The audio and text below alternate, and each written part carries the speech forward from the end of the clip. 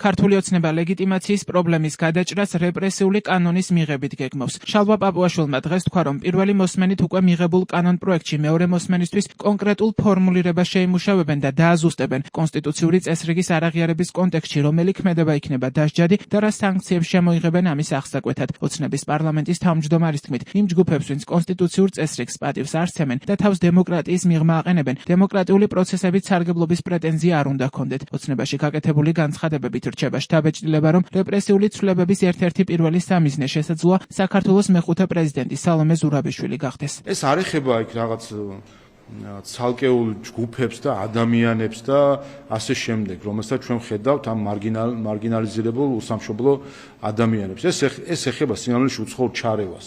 ესეც არის გარე ჩარევის ერთ-ერთი ინსტრუმენტი, რასაც ჩვენ ვაკვირდებით, რომ როდესაც ცდილობენ საქართველოს კონსტიტუციური წესრიგი, კონსტიტუციური ორგანოების